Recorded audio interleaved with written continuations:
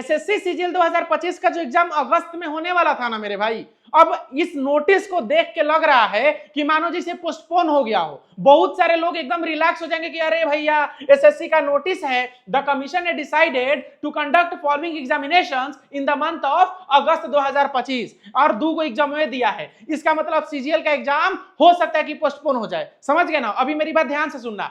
ये जो stenographer grade C and D है ना, ये 6, 7 और 8 अगस्त को होने वाला है। और कंबाइंड हिंदी ट्रांसलेटर एग्जामिनेशन है, ये तुम्हारा होने वाला है दोस्त 12 अगस्त 2025 को। अभी हम कैलेंडर भी दिखाएंगे कि ये डेट कब दिया गया था। यहां पर एक बात गौर कीजिएगा, the candidate are advised to visit the website of the commission at regular intervals for further updates. मेरे भाई पता है जो दोनों एग्जाम है ना, एक है grade C and grade D का स्टेनोग्राफर, इसका कब है? 6 से 11 अगस्त। यहाँ पर क्या मेंशन किया गया है? 6, 7 और 8 अगस्त को ये एग्जाम होगा। और कंबाइंड हिंदी ट्रांसलेटर वाला जो एग्जाम है ना, यहाँ पर क्या मेंशन करा गया है? यहाँ पर ये जो एग्जाम है 12 अगस्त को होगा और डेट इन्होंने क्या दिया है? 12 अगस्त। तो आपको ये नहीं सोचना है कि भैया इसमें अब सीजीएल नहीं है, इसका मतलब सीजीएल का एग्जाम पोस्टपोन हो सकता है। बिल्कुल भी नहीं मेरे भाई, ठीक है। हो सकता है कि बहुत सारे लोग एजम्पशंस करें कि एकदम अब नोटिस में आया है कि अगस्त के महीने में 2 को एग्जाम होगा, इसके अलावा एग्जाम नहीं होगा, तो ये दिमाग में भरम मत पालना, ठीक है ना। एसएससी जो है इन सब मामलों में स्ट्रिक्ट है और बहुत बढ़िया काम करती है। उसको जो उन्होंने एग्जाम दिया है ना, 90% चांसेस है कि ये सारे एग्जाम अपने टाइम से होंगे, ठीक है। जिसमें सीजीएल 2025 वाला जो एग्जाम है मेरे भाई 13 अगस्त से लेके 30 अगस्त 2025, मुश्किल से और 3-4 दिन अगर रुकिएगा ना तो यहाँ पर लिस्ट में तीसरको एग्जाम हुआ सीजीएल 2025 ऐड हो जाएगा।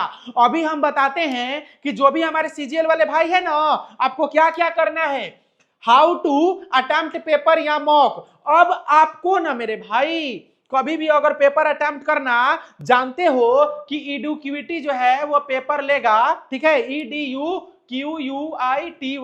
EDUQIT अगर पेपर लेगा ना तो पेपर का लेवल आप ये दिमाग में एजम्पशन मत कर लेना कि एकदम हूबहू टीसीएस जैसा होगा, ऐसा अब नहीं होने वाला है, ठीक है। EDUQIT जो पूछ रहे हैं, EDUQIT पहली बात कि इनका तो एआई पेपर बना रहा है, ठीक है। लेवल अब भैया कैसा भी लेवल हो सकता है, पेपर सेम भी हो सकता है प्रीवियस डे ऐसा, ठीक है। लेकिन एक चीज याद रखना कि इस बार ना एआई ना कैलकुलेटिव भी पेपर पूछ रहा है, अच्छे अच्छे सवाल भी पूछ रहे हैं, प्रोबेबिलिटी और स्टैट भी करके जाना है आपको, ठीक है ना। यानी कि जो भी टीसीएस वाला आप लोग पढ़िए ना, तो जो टफेस्ट शिफ्ट है उसको आप लोग पहले निपटा करके रखिए ताकि आपको एग्जाम में ना सफर नहीं करना पड़े।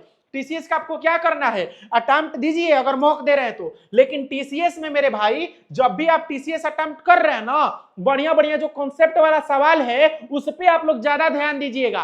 प्रोबेबिलिटी और स्टैटिस्टिक्स का बेसिक कॉन्सेप्ट भी आप लोग जान लीजिएगा। और बाकी हई सारा जो टीसीएस वाला मॉक है ना, आपको टेक्स्ट बुक पे मिल जाएगा मेरे भाई, जा करके ना यहाँ पर अभी सेल आया है काफी लोएस्ट प्राइस पर, आप लोग परचेज कर लीजिएगा DDP कूपन कोड यूज करके, ठीक है। आपको 12% का डिस्काउंट मिल जाएगा। डिस्क्रिप्शन में और कमेंट बॉक्स में हम लिंक दे देंगे। लेटेस्ट अगर इंटरफेस देखना है इनका ना, सारा का सारा लेटेस्ट इंटरफेस पे इनका मॉक आ चुका है। तो जो भी लेटेस्ट इंटरफेस पे अगर प्रैक्टिस नहीं किया है वो जाकर के प्रैक्टिस आप लोग कर लेना, ठीक है। सारा previous year sectional mock, full mock, जितना ज्यादा प्रैक्टिस कर सकते हैं ना उतना ज्यादा प्रैक्टिस करिए, क्योंकि अब एग्जाम में मात्र 15 दिन मुश्किल से बचे हैं, ठीक है। 14 से 15 दिन मेरे भाई, तो आपको एकदम हिम्मत नहीं हारना है।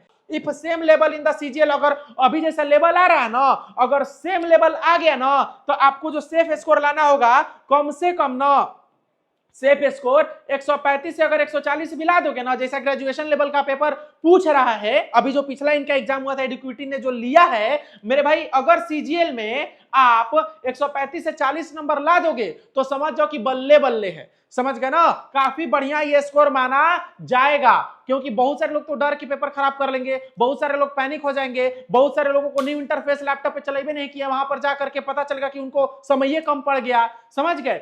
तो घबराना नहीं है। देखो अभी एग्जाम हम भी चाहते हैं कि पोस्टपोन हो जाए, ईश्वर करे पोस्टपोन हो जाए, आप लोगों को ही फायदा होगा, लेकिन भाई दिमाग में ना पहले जो भी प्रायोरिटी देना है वो सीजीएल को दीजिए। हो सकता है आपका एग्जाम टाइम पे हो, तो आपकी अपनी पढ़ाई से कोई भी समझौता नहीं करना है, आप अपना बेस्ट दो, बाकी अब देख लिया जाएगा जो होगा, समझ गए। आपको अपने पढ़ाई में डिसकंटिन्यूटी नहीं लानी है। If same level in CGL then good score क्या रहेगा बता दिए, 135 140 भी ला दोगे, तुक्का नहीं मारना है, ठीक है, जितना आ रहा है उतना ही बना लेना, थोड़ा बहुत रिस्क लेकर के चलना। कट ऑफ जो इस बार जाएगा या सेफ स्कोर, अगर लेवल टॉप पूछता है ना मेरे भाई, जहां अगर लेवल टॉप पूछा तो कट ऑफ इससे ज्यादा नहीं जा सकता है, 135 से 140 में अच्छे अच्छे लोग थक और हार जाएंगे, समझ गए।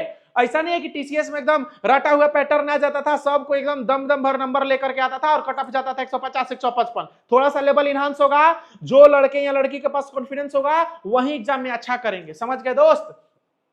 तो एकदम प्रॉमिस कर लीजिए खुद से कि जो भी चल रहा है वो चले अपना, लेकिन आपको पढ़ाई कंटिन्यू रखना है, ठीक है ना, एकदम ये मत कर देना कि भरोसे बैठ गए किसी के, समझ गए।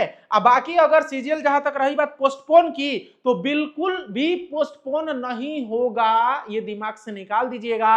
3 से 4 दिन के अंदर यहां पर तीसरा कॉलम ऐड हो जाएगा कि सीजीएल का एग्जाम डेट ये है, ठीक है। अनटिल एंड अनलेस अगर कुछ बड़ा हो जाता है, जैसे कि मान लो कि एसएससी हम लोग की बात अगर अच्छे से सुन ले रही है, उनको लगता है, फील होता है कि नहीं यार ये तो हम लोग गलत कर रहे हैं, या फिर हाँ इडिक्विटी ऐसे कर रही है तो हम लोग इस पे विचार करेंगे, ये इस एग्जाम को 1 महीने बाद लिया जा सकता है, 2 महीने बाद लिया जा सकता है, तो चांसेस है कि आपका एग्जाम पोस्टपोन हो जाए, और इसकी संभावना 5% से भी कम है मेरे भाई, ठीक है।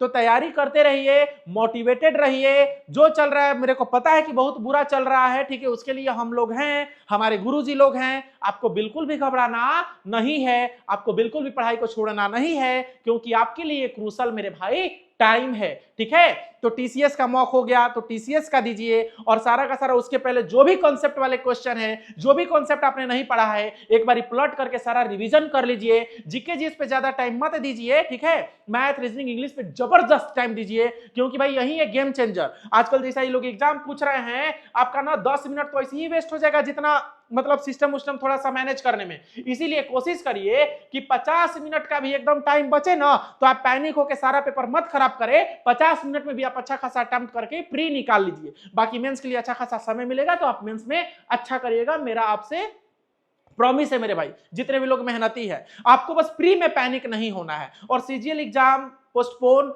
नहीं होगा, इसकी संभावना 5% से भी कम है कि हो जाए, ठीक है। थैंक यू सो मच मेरे भाई।